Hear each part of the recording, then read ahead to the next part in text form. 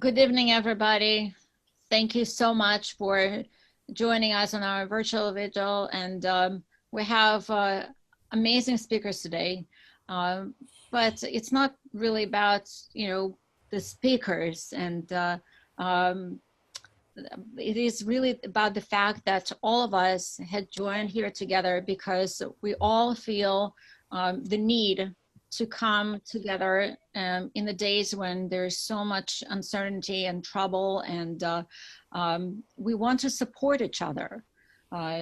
Originally, the idea really came from the president of our synagogue, Jeff Newman, who is celebrating his birthday today. So I want to give him a shout out and wish him a very happy birthday. Jeff, I'm not sure if I see you, but I hope that you can hear us. If not, this is a recorded session, so you will see it afterwards. And I remember how all of you had come to support our community when the tragedy of Tree of Life had happened. And all of you immediately came to show that we're all together, and it's not that we're left alone in our struggle and our disarray and our tragedy. I also remember how we gathered at the Hebrew Academy of Gottesman Hebrew Academy, and Reverend Scott spoken there, where, as a matter of fact, I had met him. And so when I reached out to you, you were so gracious also to join us. But you're not going to be the first one today, although you are the main speaker.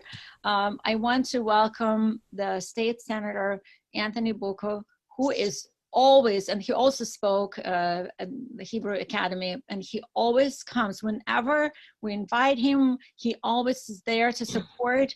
He even gave me his personal cell phone number just in case I ever need anything. And believe me, I have been using it. So, Senator Booker, the stage is all yours. Well, thank you, Rabbi. It is certainly an honor for me to participate in this interfaith gathering of solidarity tonight. These are very trying times between the coronavirus lockdown and the senseless and unjustifiable killing of George Floyd in Minneapolis. The world surely seems like it is being torn apart at the seams. It is at times like these that we need to remind ourselves that America was born to be that place where people of different backgrounds, races, and religions can come together to form a more perfect union. But that is not always without challenge. That is why forums such as this one tonight are so important and so necessary. It is important for all of us as community leaders to show that we stand together as one, to condemn the evils of racism, to reaffirm that hatred, bigotry, and intolerance have no place in our neighborhoods and will not be tolerated. Out of this tragedy, we've witnessed the good that many people have to offer. We've watched as people of different ages, races, and religions marched shoulder to shoulder, along with our law enforcement community, to send a clear message that everyone is created equal under the law. This is proof positive that the light shines the brightest during our darkest hour. Nelson Mandela once said, and I quote, "No one is born hating another person because of the color of his skin or his background or his religion. People must learn to hate. And if they can learn to hate, they can be taught to love. Mm-hmm. For love comes more naturally to the human heart than its opposite." Let us be mindful of that fact.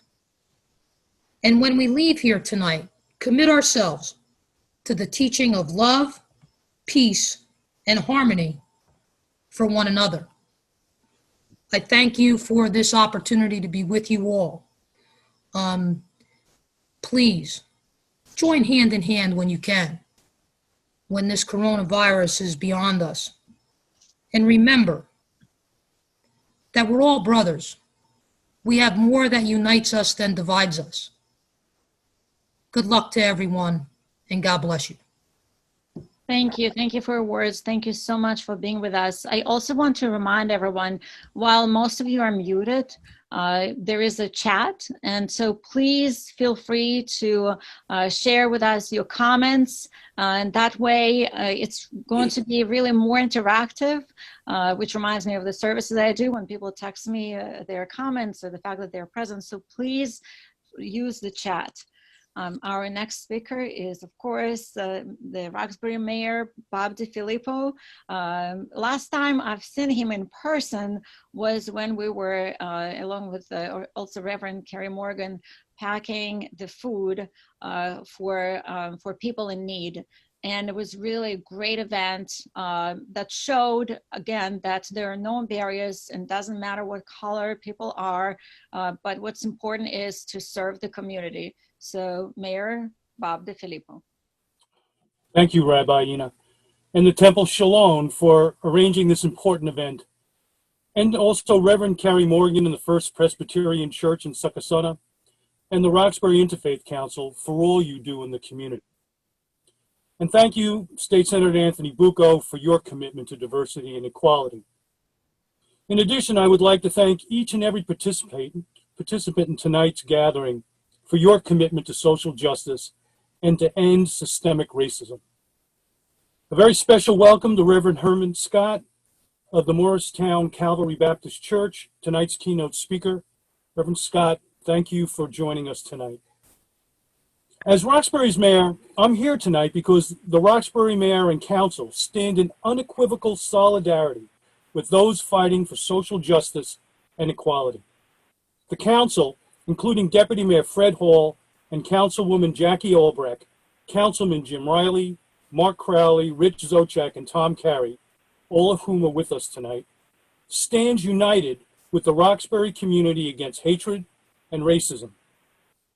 Our township manager, John Shepard, has also joined us tonight, and we thank him for his calm and steady leadership during these troubled times. Also with us tonight is my wife, Kathy DiFilippo, Morris County Freeholder. As a resident for 25 years, I know that Roxbury is a place that values diversity because we believe it strengthens our town. We are also a community where we respect each other's rights and live up to our responsibilities as contributing members of the community. But the deplorable events that we all witnessed in Minneapolis, with the killing of George Floyd and the subsequent arrest of the 4 police officers, shows us that much needs to be done if we are truly committed to achieving equality and justice for everyone. The Reverend Dr. Martin Luther King reminded us that evil exists when good people do nothing in the face of injustice. Silence is complicity in the face of oppression, and we will never reach a state where all lives matter until Black lives matter too. Last Tuesday at our town council meeting, I told a story about a Black family from neighboring Warren, a mother, father, and teenage son. They were playing catch with a football on one of our fields, which, as we all know, are closed because of the pandemic. When the Roxbury police officer arrived on the scene, the mother said she was afraid the situation might turn ugly. It did not. That officer talked to the family, and in the end, they had a pleasant, friendly conversation, which impressed the mother so much that she publicly thanked the officer. I told this story because I think it is a good example of how things are done in Roxbury. But it's also a stark reminder that Black mothers all over this country live in fear for their children's safety when confronted by the police. That must change. In Roxbury, treating others with respect and dignity is not something we plan to begin to do a year from now or a month from now. In Roxbury, our police have been trained for years to treat everyone in the community with dignity and respect. Our police chief, Mark Palanchi, stands with us against the unnecessary brutality and violence we have witnessed around the country. He instructs our officers to just behave like humans, that's a quote, to be seen as just people helping in the community. Both the chief and our township manager are both Roxbury residents, which is something the council has always believed is important. And that's why you can find our officers coaching youth sports, reading at the library, and kicking a ball around with residents in our parks. In Roxbury, community policing aren't just words. They represent a fundamental belief backed up by actions that take place in the community with every encounter and interaction with citizens. In fact, the chief reported that during the pandemic, so many people donated food to the police in recognition of their service that he had to ask them to stop. Building goodwill and trust in the community is part of their DNA. But no one should think that's enough, and no one is resting on their laurels. Our police are constantly evaluating and monitoring, looking for ways to do things better. Real change comes when everyone, from our national leaders to our local councils and boards, take the problem of systemic racism seriously. In Roxbury, it starts even before an officer is hired, by recruiting the right people to join our police force. People who understand the chief's commitment to be seen as just humans. Your township mayor and council share that unwavering commitment. To be sure, we live in turbulent and troubled times. The killing of George Floyd and others has brought into full view the lack of trust among community of colors. We cannot allow that to continue. Trust and respect must replace fear and hatred. In Roxbury, let us pledge to be part of the change that has clearly been ignited throughout our country. I would like to conclude by stating how proud I am to be a resident of Roxbury. I'm proud that I live in a community that embraces diversity, social justice, and equality, and is committed to protecting and respecting the rights of every citizen. Thank you again for being with us tonight. Stay safe, be well, and God bless. When speaking of racism, I can't help but think back to the time when I made the Aliyah, came to Israel as an 18-year-old girl. The Israelis kept calling me and other immigrants from Russia, they called us Russian, even though we were Jews in the Jewish state. It was especially hurtful because my family, like many others who came from Russia, came to Israel to be proud of being Jewish, to be able to practice Judaism and live side by side with other fellow Jews. See, Israelis are what we call it also melting pot. And almost every family came from various countries from around the world. Eventually, I realized that everyone was referred to by the country their ancestors came from. For example, Taimani are someone who came from Yemen, Yeke from Germany, Marocai from Morocco, and so on. So this knowledge, though, did not diminish the fact that I wanted to be called an Israeli. After all, that was the only citizenship I had in 1990 after leaving Russia, where my passport was taken away. Here in the United States, we also live in a big melting pot. People in America come from all over the world too, bringing their own culture, their own traditions, and eventually mixing it all. Unlike others, African Americans did not come to the United States voluntarily. They were not a part of the free society for many generations. It was not that long ago that they could not use the same entrances, public transportations, and venues with the people whose color was white.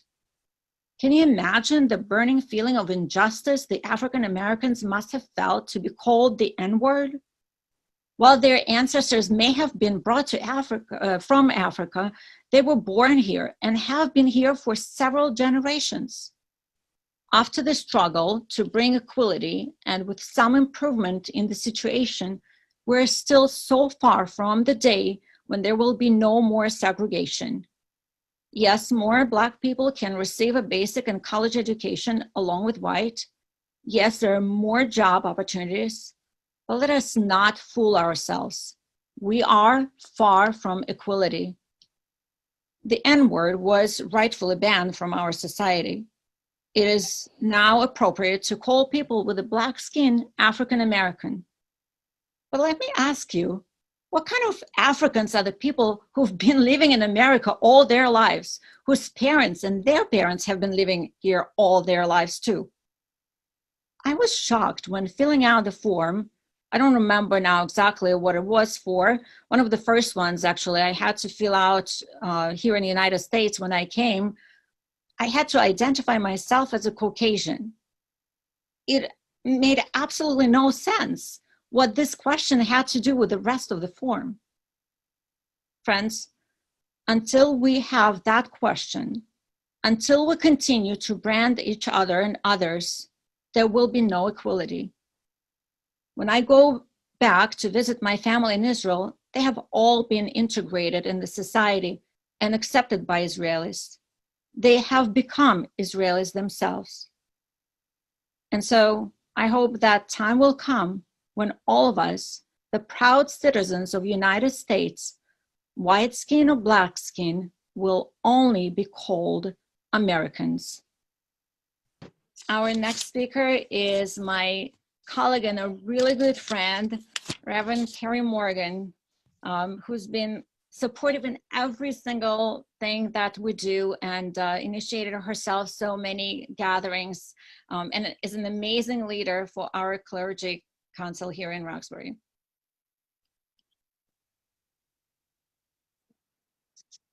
Thank you, Rabbi Ina.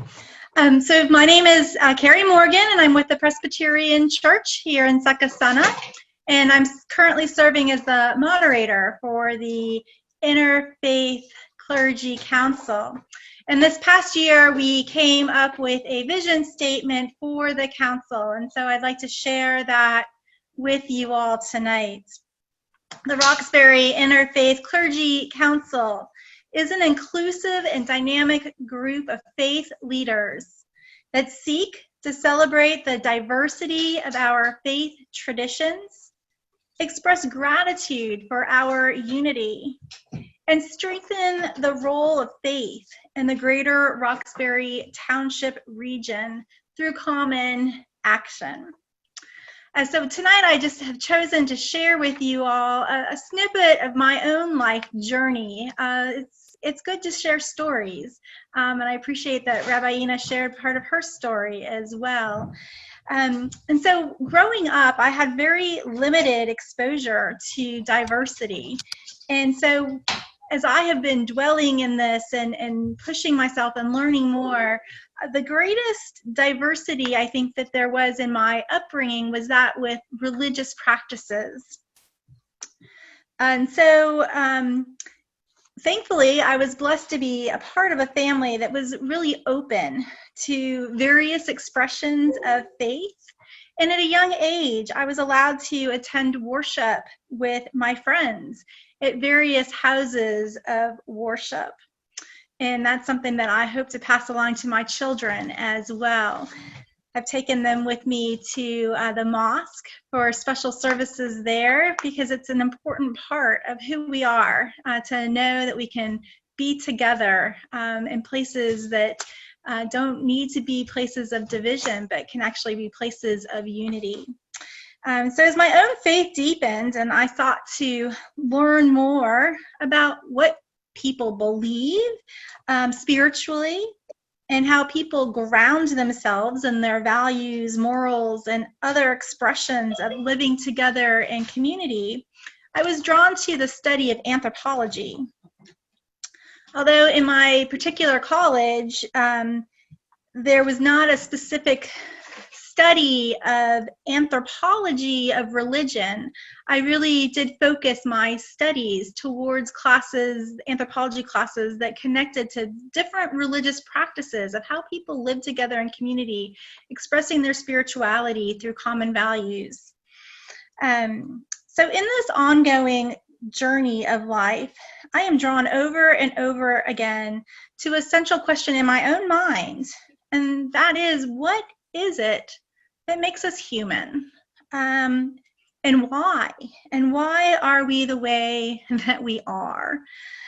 So learning and studying about the diverse ways in which we understand who we are, what our place, our specific place is in this world, and how we engage as spiritual beings has stretched my own understanding of living in this world.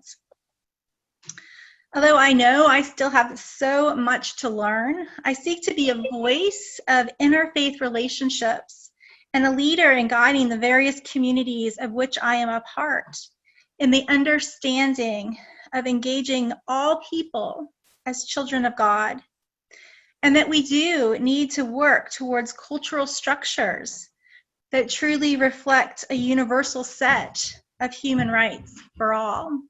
I was deeply blessed during my time serving at a church in Charlotte, North Carolina, to be a part of a ministry group called Mecklenburg Ministries. And it was an interfaith agency that really worked at not just talking about what our faith is and what your faith is, but to build bridges and to build relationships with one another. So an important piece of that was to actually break bread together and to learn about different faiths, but to learn our stories and to learn who we are as a people. And so unfortunately, while I was a part of that, we did have an incident that happened at the synagogue with graffiti. And I'll tell you, we were able to mobilize the community immediately to come together and to stand side by side with our brothers and sisters and to bestow upon the community a message of love and hope. And I think that just is so important. As I've shared before at Temple Shalom, it is just so important to show up and to be a part of the grieving, the loss, the pain, but to also stand alongside and let people know how much you care and that you're willing to grow in your own understanding of how to view this world and the structures that we are a part of. So that is what I'd like to share with you all tonight. Thank you so much, Reverend Morgan. Now it is a pleasure to invite Reverend Herman Scott from Calvary Baptist Church, who, like I said, was so eloquent back then when we gathered for support for Jewish community in Gottesman Hebrew Academy. And you were so gracious to agree to join us today. Good evening, everybody. Just want to give my gratitude and show my gratitude for this invitation and for all of you being here with me. I didn't write anything down. I just want to speak from the heart.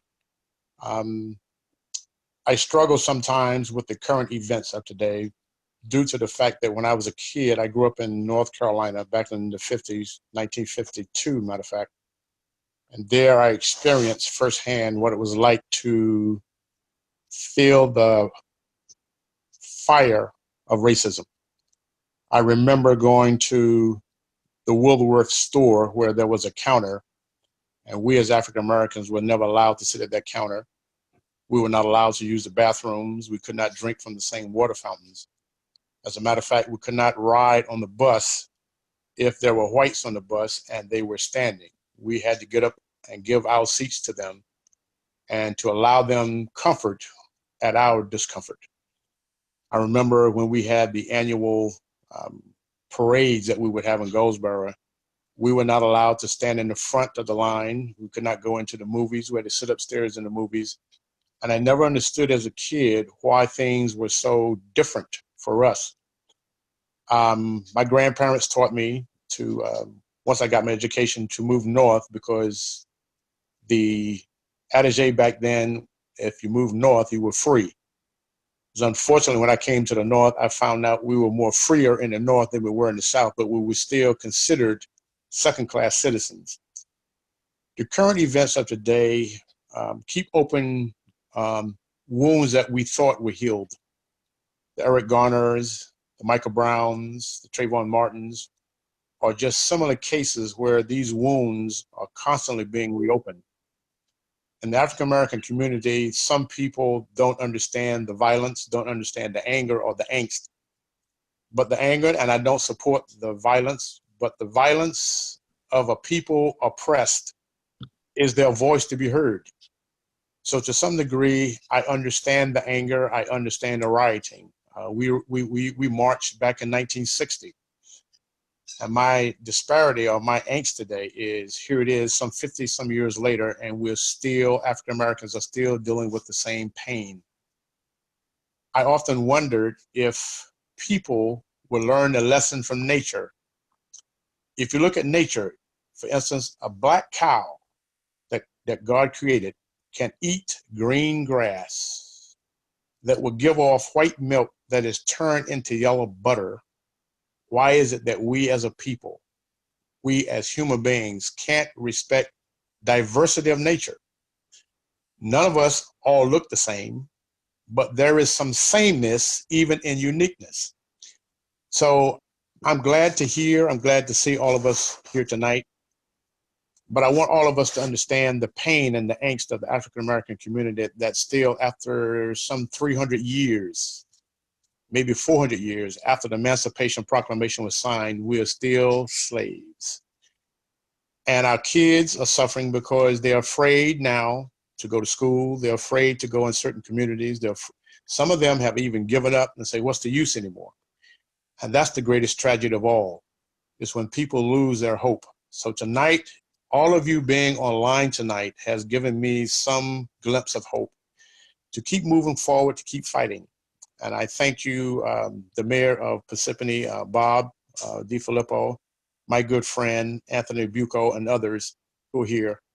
Understand our angst. There is a bill right now, and Anthony, you can correct me if I'm wrong. There's a bill within the Senate, within the Congress, to remove or to finally eradicate hanging. And I say to myself sometimes, why is it such a debate? Why do we need a vote to remove such egregious acts against a people? If you think about what happened at the burnings and the the ovens over in Germany, Auschwitz, and I hope I'm pronouncing that correct, where there were 11 million people killed because of a philosophy, and half of those were Jewish people. I never understood that. But here it is here in America, 25 million African Americans were thrown over into the water, have been hanged, have been brutalized, and we're still going through the same thing. So here again, I thank all of you for being online tonight, because it helps to ease the pain and it starts to sew up the wound. But the wound is really running deep. And it's painful to see some of the things that are occurring, because Martin Luther King said this, and I'm going to close on this, that injustice somewhere is injustice everywhere. And eventually, if we don't stop this COVID virus called hatred, it's going to consume all of us. So thank you tonight for this invitation. Thank you for all of you who have been online and who have shown your support tonight in our struggle. God bless you. Imagine having experienced all of these things, the segregation firsthand, not from the textbook, but actually living them. And then how do you then go on with your life trying to suppress that, that hurt? Well, my grandparents, my grandmother never finished school. My grandfather finished the 6th grade. And one of the things they always taught me is that you can never survive by hating, because hating is a cancer. So there were things done to us. I remember my grandfather walking us to a football game where the African-American high school, for the first time in its history, was going to play the white high school across town. So we had to walk over to Herman Street, where the high school was situated and where the game was going to be played. And on our way over there, there were kids coming in from out of town on Highway 117. That's the highway we had to walk down. And they threw urine out of the car on us. And I was angry and I started crying. My grandfather said to me, "Listen, son, keep walking." He says, if you keep walking, you're going to walk through, you're going to walk past the hatred. So just keep walking. And those words ring still with me today. But it's very difficult to keep walking when you still have the same wounds that you thought were healed to be reopened. And I think for the most part, my survival has hinged on what my grandparents have taught me, and also on my faith, that at some point, though Negro spiritual, we shall overcome, still rings in my ear. So we keep fighting, but the strength to keep fighting is waned because of some of the current events. So it's been a struggle. It really has been a struggle. But I've had people, and I hate to use the word white, but I've had whites who have been in my corner even when I was a kid, who would come over and buy food for us. The Douglases, the Merritts, they were families who supported us when we were kids, when we were going through high school, the Kleiners. So it's those experiences where others have come in to help us that has kept me moving. And still today, there are people who are not of color who have lost their lives, who shed blood for us as well. So those types of things, those types of experiences, people like all of you online are the fire, if you will, underneath, or the wind underneath our wings. So here again, thank you. Thank you so much. When we were planning this gathering, some of the colleagues asked if I will be sending a prayer that they would read, and I said no. I don't want this to be a set of prayers that we just all know and we read together. I really wanted everyone to speak from their heart and their soul and just share their experience and really share with you also how they feel in this turbulent time. And so far it's going that direction. So thank you so much. Our next speaker is Reverend Mayungon Stephen Yon from Sakasana United Methodist Church.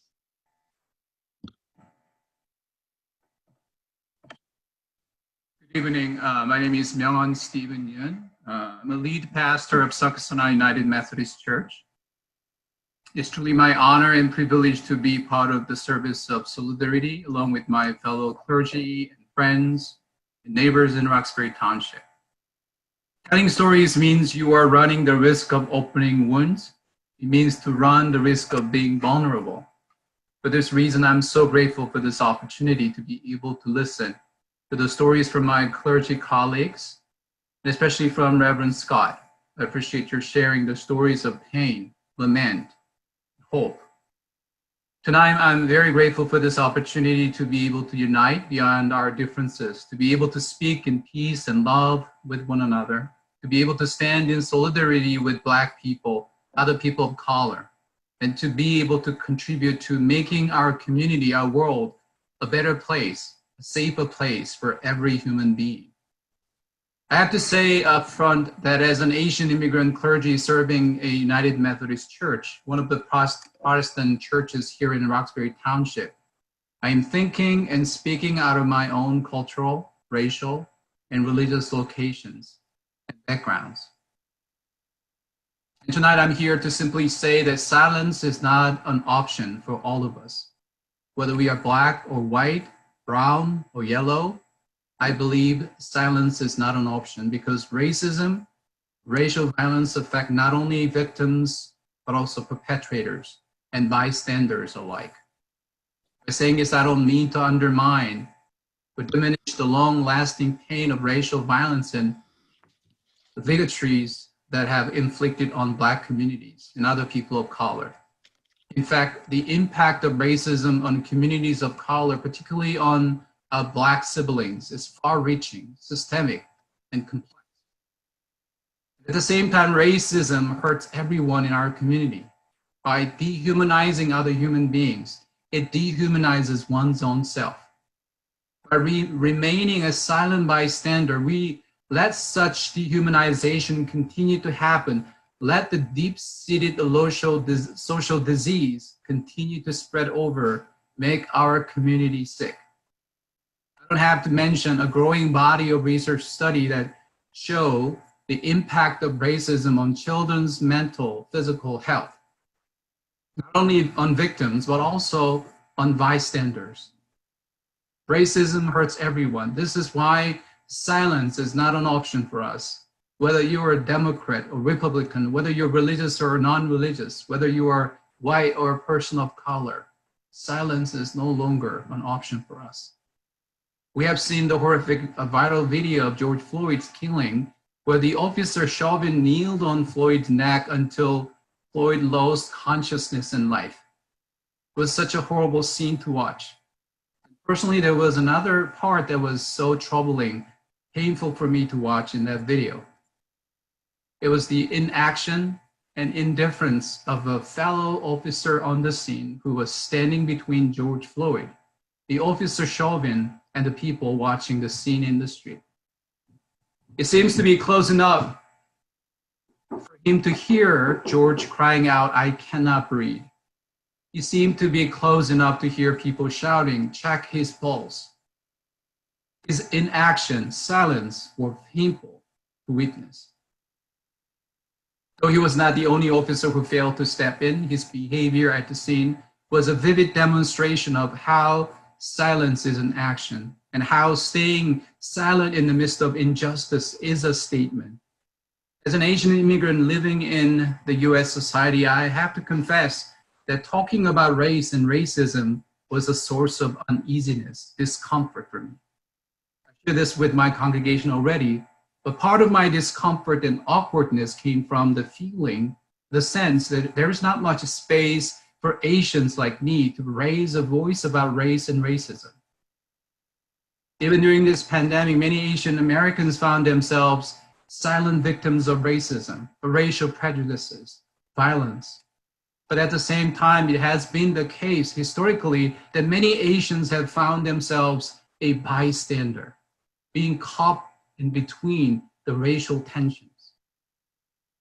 In a provocative essay, Kathy Park Hong, the Korean American writer and professor, writes, quote, "The problem with silence is that it cannot speak up and say why it is silent.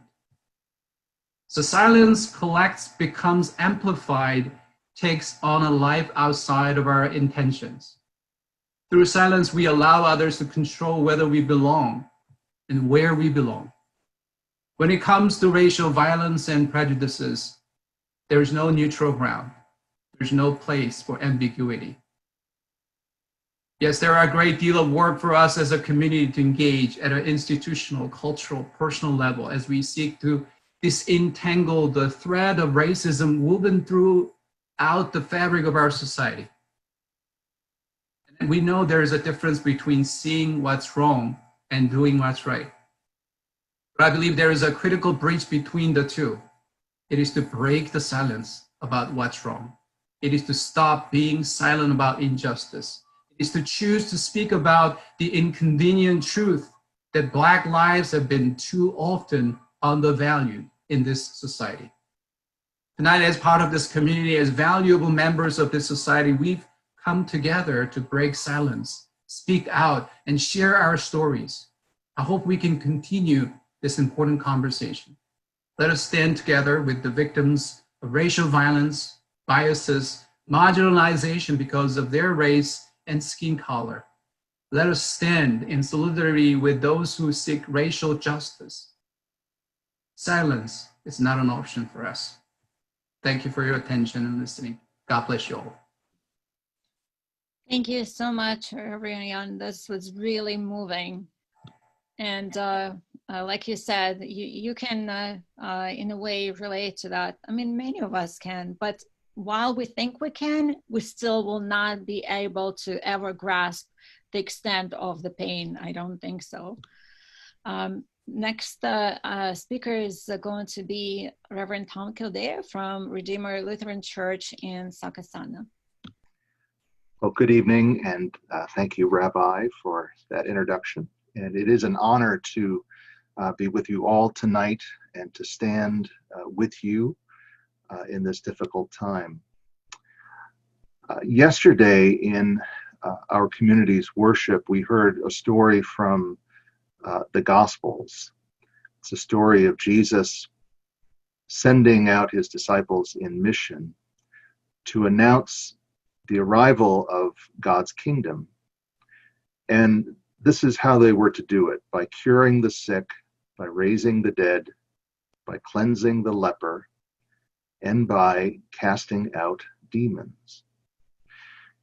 And as strange as it sounds, I think this is the work that we are all called to do: to cure the sick, to be a part of the world's healing, to bring God's life back into what appears to be dead, to restore the outcast to wholeness and welcome into the embrace of God and into the embrace of community.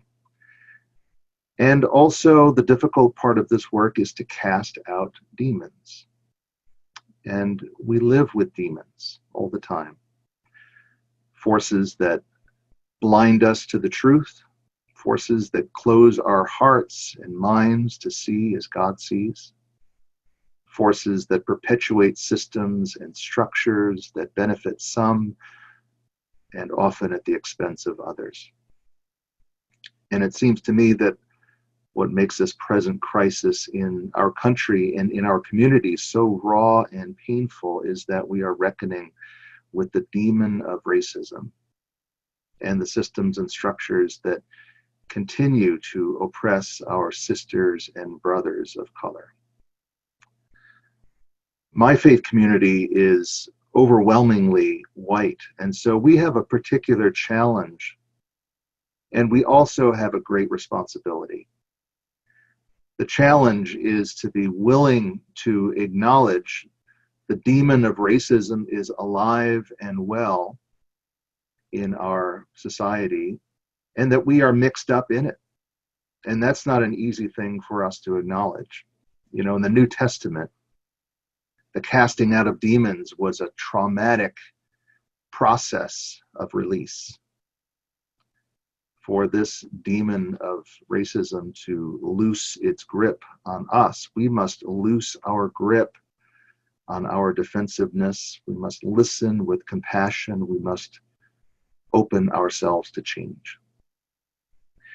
And our responsibility to use what power we possess to stand up, to not be silent, to speak for the powerless, and to stand alongside our sisters and brothers who bear this terrible burden. So it is my honor to stand with you today, to listen and to pray and to open myself to change as I encourage others to open themselves to change. And may we all be the change that we wish to see in the world.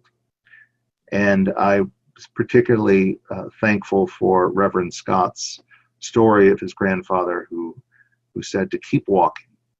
So I hope that in the name of justice, in the name of peace, we may all continue to stand, and may we all continue to keep walking.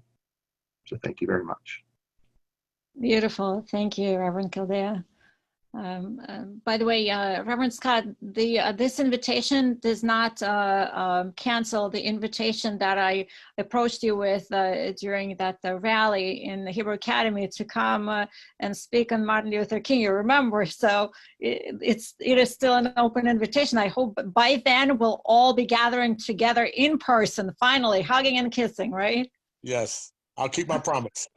Okay. And last but not least, we have Bishop David Burns from Church of Jesus Christ of Latter-day Saints in Ledgewood. Good evening, and thank you for pulling this together, Reverend Ina, or Rabbi Ina, sorry. That's okay, you can call me Reverend, I'll take that. As many have already expressed, I too am grateful to be part of the Roxbury Clergy Council and to add my voice to those who have already spoken.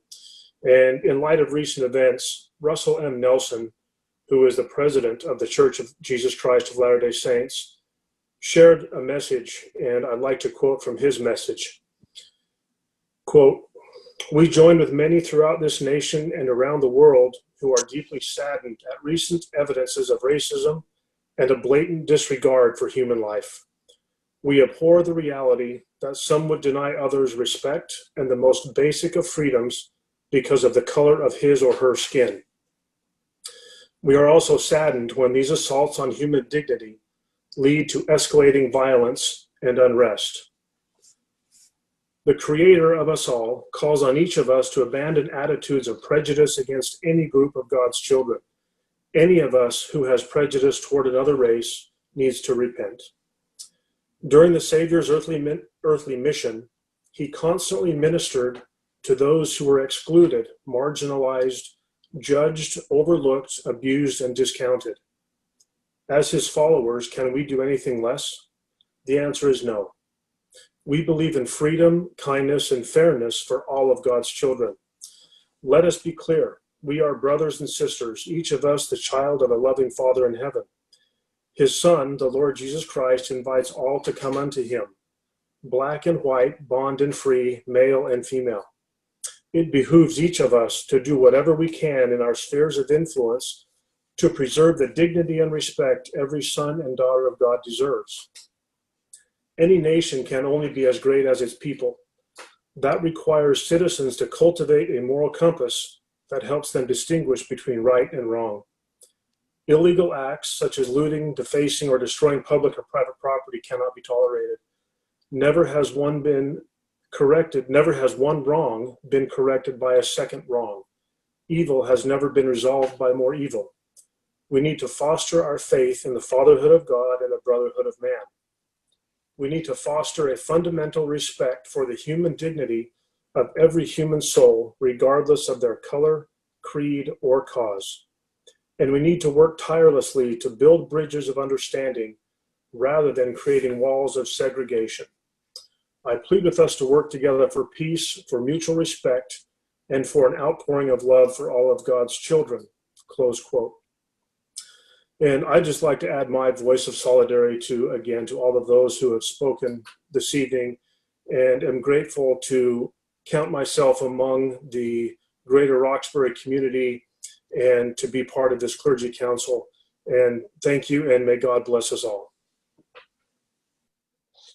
Thank you so much, Bishop. I want to share something about you that you shared with me at one of our meetings when I inquired what kind of school you attend. I mean, I have rabbinic school, and there are other seminaries, And you said it doesn't work like that in our community.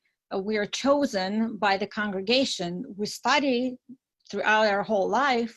So I want to commend you. You speak so eloquently, as if you learned, you know, the art of sermonizing, and you really delivered a beautiful speech. So wonderfully done. I would ask Radwa now to share the screen for the song "We Shall Overcome," and if you can please mute everyone but myself. I wish I heard your voices, but I am imagining that all of us are joining me in singing. We shall overcome. We shall overcome. We shall overcome someday.